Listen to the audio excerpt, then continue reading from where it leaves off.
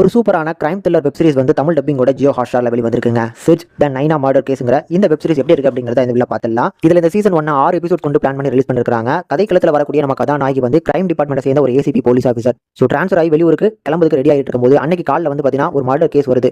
இறந்து போயிருக்கக்கூடியது நைனா அப்படிங்கிற ஒரு காலேஜ் படிக்கக்கூடிய ஒரு பொண்ணு. ஸோ அன்னைக்கு நைட் வந்து பாத்தீங்கன்னா அவளோட ஃப்ரெண்ட்ஸோட ஒரு ஃபெஸ்ட் அட்டன் பண்ணிட்டு வரும்போது வந்து யாரோ வந்து பாத்தீங்கன்னா இவளை கடத்தி ரேப் பண்ணி கடைசியா வந்து பாத்தீங்கன்னா கார் டிக்கிக்குள்ள அடைச்சு லேக்ல டம்ப் பண்ணிருக்காங்க. அப்படி லேக்ல இருந்து மீட்கப்பட்ட அந்த கார் வந்து ஒரு எலெக்ஷன் பார்ட்டியோட இந்த பிரச்சாரத்துக்காக யூஸ் பண்ணப்பட்ட ஒரு கார். ஸோ அதனால வந்து இந்த எலெக்ஷன் பார்ட்டிக்கும் இந்த கேஸுக்கும் சம்மந்தம் இருக்குமோன்னு சொல்லி ஒரு பக்கம் வந்து பார்த்தீங்கன்னா ரொம்ப சென்சேஷனான கேஸாக வந்து கேஸ் மாறுது. ஸோ அதனால இந்த கேஸை முடிச்சு கொடுத்ததுக்கு அப்புறம் தான் நம்ம ஹீரோயினுக்கு ட்ரான்ஸ்ஃபர் அப்படிங்கிற மாதிரியான ஒரு சிச்சுவேஷனும் அமைது. ஸோ அதனால இந்த கேஸை எடுத்து விசாரிச்சு அதை சால்வ் பண்ணாங்களா இல்லையா, யார் இந்த நைனாங்கிற பெண்ணை வந்து பார்த்தீங்கன்னா இந்த மாதிரி அபியூஸ் பண்ணி டம்ப் பண்ணிருக்காங்க அப்படிங்கிறத சில ட்விஸ்ட் அண்ட் டர்ன்ஸோட சொல்லிருக்கக்கூடிய ஒரு வெப் சீரிஸ் தான் இந்த சிர்ச் த நைனா மர்டர் கேஸ். எனக்கு இந்த வெப் சீரிஸ் ரொம்ப பிடிச்சிருந்தது. சூப்பரா கொண்டு வந்து அமைச்சு கொடுத்திருந்தாங்க. ஒரு ப்ராப்பரான investigation thriller. First of all இந்த வெப் சீரிஸோட ஒரு பெரிய பிளஸ் அப்படின்னா ஏசிபி போலீஸ் ஆஃபீஸரா வரக்கூடிய கதாநாயகியோட அந்த கேரக்டரை நல்லாவே டெவலப் பண்ணிருக்காங்க.